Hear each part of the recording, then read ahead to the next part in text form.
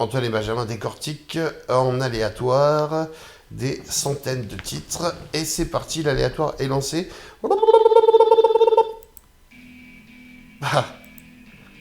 Heartbreaker, les Rolling Stones, de l'album God Set Soup, Heartbreaker. Aïe, aïe, aïe, aïe. Ouais, alors là, ouais, il va y avoir un peu, je pense, enfin, parce qu'on parle quand même souvent de ce groupe-là ensemble.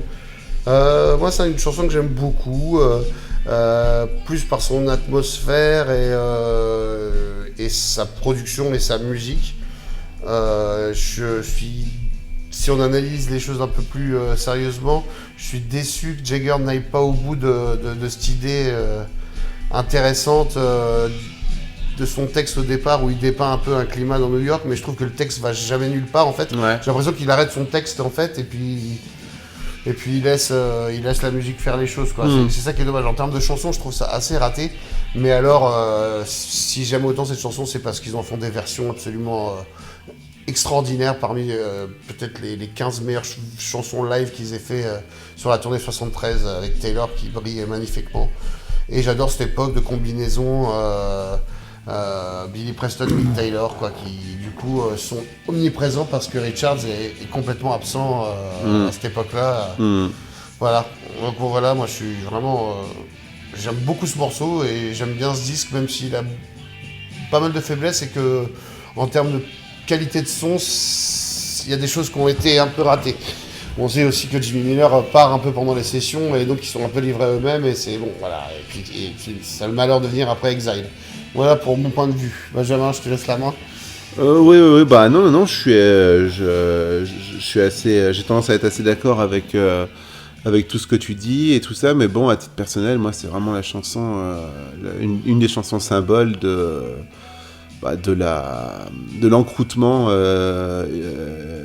l'encroûtement définitif et inexorable des Rolling Stones. T'étais bien parti, mais avec définitif et inexorable, alors que t'es un fan de Some Girls, tu vois, je ne peux que revenir sur ta malhonnêteté, parce que non, mais ça n'a rien à voir. Inexorable. Bah si. Non, mais ça n'a rien à voir avec le fait qu'après ils aient sorti des choses bonnes, mais c'est pas du tout ça qui va. C'est pas parce qu'ils ont fait des choses bien après que ça les a rendus pertinents. Ouais, leur pertinence a disparu. Je trouve pertinent. Non, mais c'est ça qu'on découvre aussi à cette époque-là, c'est que c'est aussi une question d'évolution d'un style musical. Ouais, tu leur reproches d'avoir continué, quoi. De toute façon, ça, on l'a toujours bien compris. Bah, ça dépend. Continuer pour continuer. Parce si que on part, je suis d'accord avec toi. Si on part dans l'idéologie de rester au sommet de ce qu'il faut, de rester une espèce de phare dans ce qu'il faut suivre dans l'actualité musicale, c'est ça que je prends en considération. Clairement, c'est une chanson. Quand on l'écoute en 73. Tu te dis, ouais, bon, j'arrête de suivre les Stones. Hein. Enfin bon, je suis les Stones parce que je les aime bien, mais c'est pas l'avenir de la musique. La voix de ma vie, c'est plus les Stones qui vont réussir à me la donner. Oui, je peux comprendre. C'est exactement ça que je veux dire. D'accord. Et pas autre chose. C'est un avis un peu dur, mais tu es toujours dur avec les Stones et c'est pour ça que c'est passionnant, parce que moi je les aime tellement.